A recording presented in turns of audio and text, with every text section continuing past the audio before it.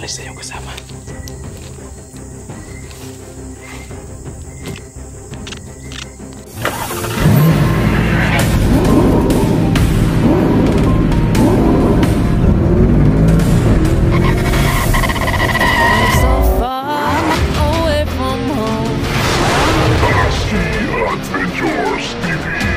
So tol, isang mapagpalang gabi po sa ating lahat, no? At isang mapagpalang araw dyan sa ibang bansa. So yun tol, papunta po ako ngayon sa kubo kasi may bumangga naman sa bakod tol. Parang umaatake sila tol ng gabi. Umalis kasi ako kanina tol kasi wala naman tayong nakikita. Pero ngayon tol, may naramdaman ako na may bumangga naman sa bakod tol. Kaya kahit gabi ay puntahan natin, pag masid-masid tayo tol, baka maabutan natin doon si Brad Pitt para mahuli natin tol at magamot natin kasi na-hypnotize po siya tol, no, ni Commander Sipsip, kaya sunod-sunuran na sa mga utos ni Commander Sipsip. Sobrang dilim lang tol ng paligid at baka hindi tayo makapagpailaw tol ng cellphone papunta doon sa kubo kasi may baka makita tayo, no? Maunahan tayong makita kung mag-iilaw tayo. So kailangan nating pumunta doon tol. Kung magmasid lang tayo ba, kung marami yung kalaban, hindi na natin sasagupain, pero kung kaya lang tol, pwede nating sagupain, no? Lalong lalo na kapag nandyan si Brad Pitt, masagupa natin. Kailangan talaga natin tol na mahuli si Brad Pitt para magamot natin. Nakikita natin sa video niya tol, na panood ko kanina yung upload niya, nagmasid sila doon sa taas ng kubo sa may kalsada sa taas banda. O hindi lang makita, wala lang makita na tao, pero marami siyang kasama tol, at may mga ilang motor pa sila, no, nagsasama, may mga raming motor na marinig natin. Tapos may mga kasama din siya, mga kausap niya, no, may kausap din siya. So ngayon tol, sana mahuli na natin tol, para kawawa kasi makatuluyan ng mapasama at mapariwara talaga, no, kung hindi natin magamot yan si Commander si Brad Pitt. So tara tol, samahan niyo ako ngayon sa pagpunta doon sa kubo at hindi muna tayo magpailaw. Tingnan lang muna natin tol, basi-basin muna tayo sa paligid at mag-iingat lang tayo. Tara.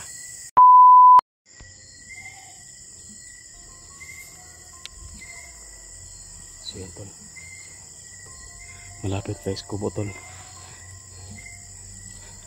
I-off natin yung camera tol, ay yung flashlight, para hindi tayo malata. So yan, pasensyahan nyo na, madilim tayo tol kasi kailangan natin tol na magmasid.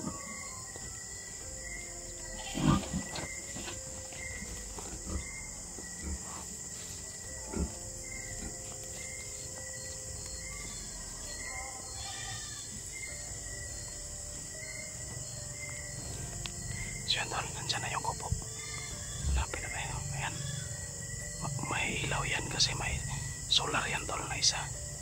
Dalawa sana yan pero kinuha ko yung isa.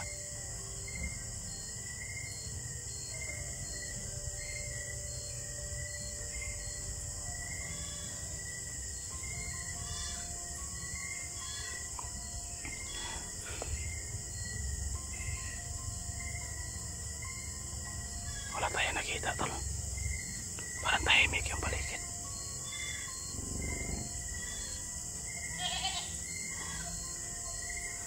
Pero sigurado ako tol, may bumangga talaga sa bakod kanina.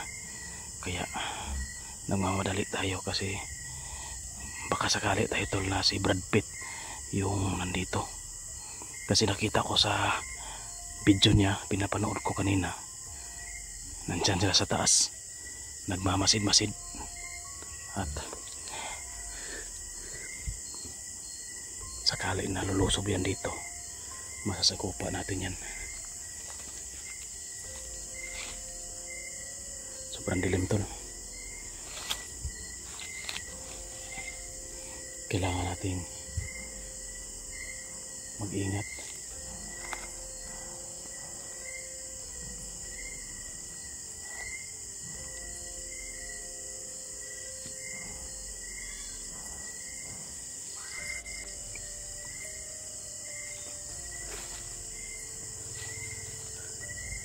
Sobrang tahimik tol. Madilim kasi, baka nandito lang sa paligid ba.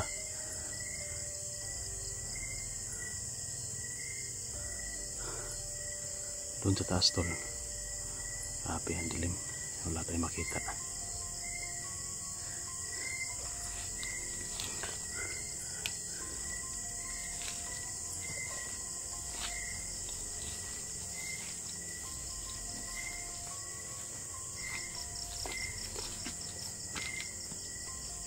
Bago nga tayo sa dilim tol. So yun yung ano natin na solar.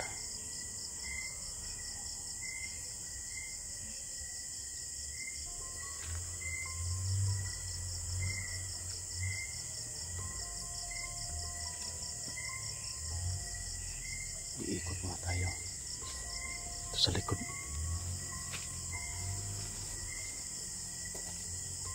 Sobrang dilim. Magpailaw tayo sa likod ng banda kasi hindi na masyadong makakita dito. Nasa likuran na tayo banda.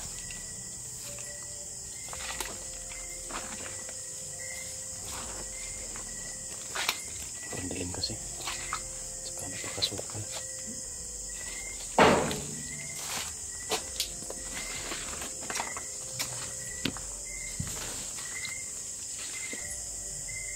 Punso ito lang. Hindi mo natin tawagin sila paus kasi wala siya tol. Busy siya kasi may ginagawa siya. At yung sabi niya sa atin, yung kawal lang niya yung nandyan sa portal. Kung tatawagin natin yung kawal yung sasagot sa atin, problema kung makasundo ba natin yung kawal. So yan, mingaw man tol. Umalis na siguro yung, sa tingin ko tol, umalis na yung bumangga sa bakod kasi hindi siya makapasok, hindi niya maano yung bakod, kaya umalis na siguro. At sa tingin niya siguro walang tao dito.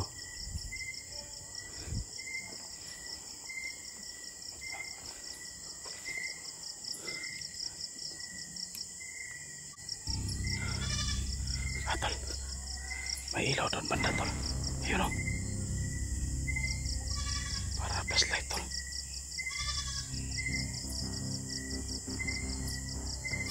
Ayan.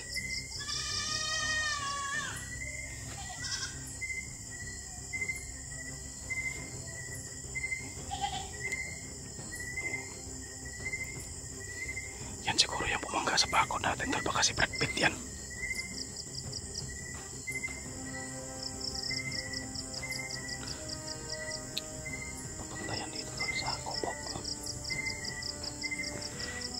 Parang papunta dito, or nagmasin-masin lang yan.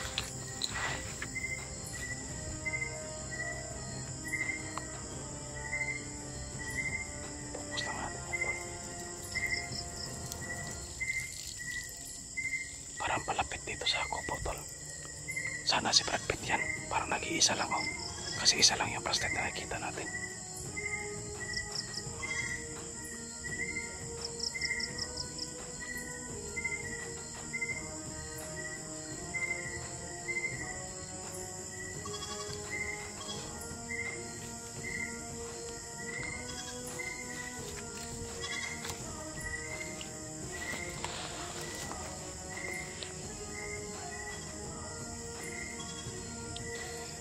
Tayo dyan sa loob ng kubo tol, dito tayo magtago sa may damo.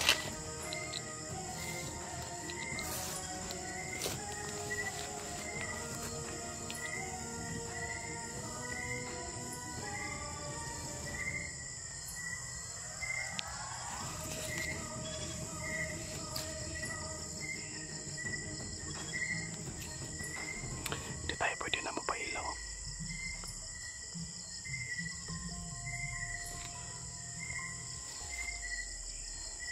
tol. Ayun.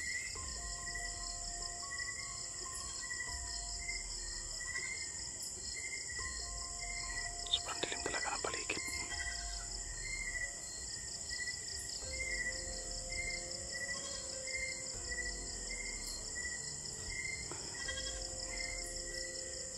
Ito yung sinasabi ko tol, na may bumangga sa bakod natin.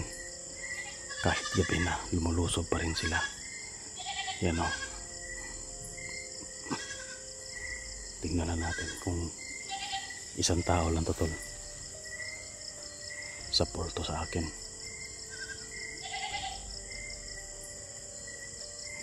Baka si Brad Pitt to tol. Hindi, lumapit ka pa dito. Pag ganyan tol, hindi tayo yung lalapit. Hintayin lang natin.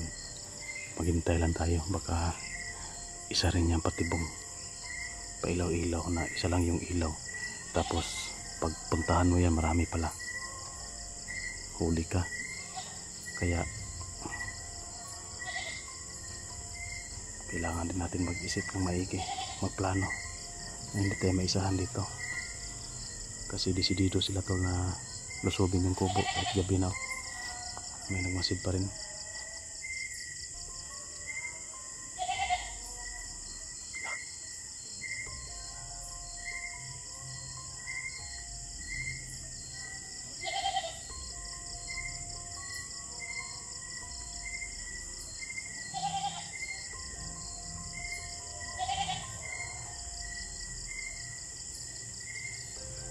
Parang ano sa paligid tol, iniilawan niya yung paligid papunta dito sa kubo.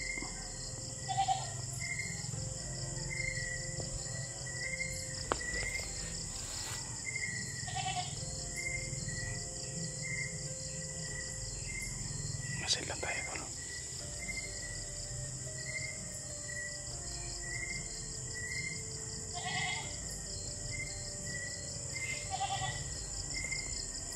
Nalarma na yung kambing oh.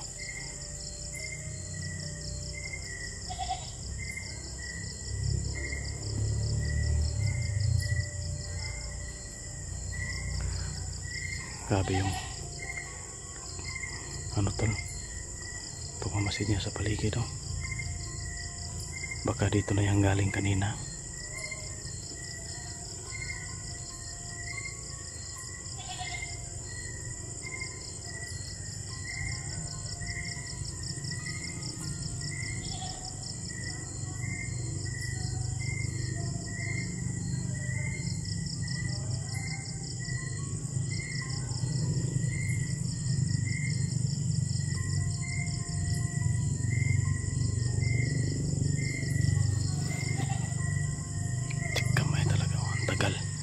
Sige na, punta ka na dito.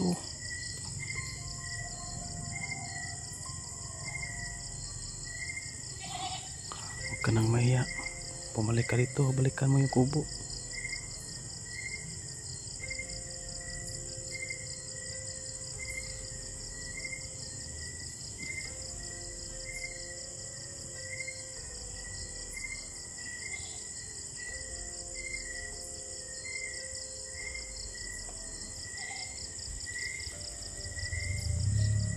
May motoros taas tol. Makasama siguro niya yan.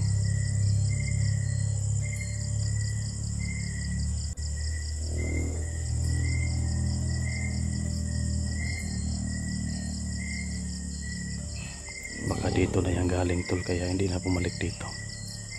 Doon na lang nagmasid-masid.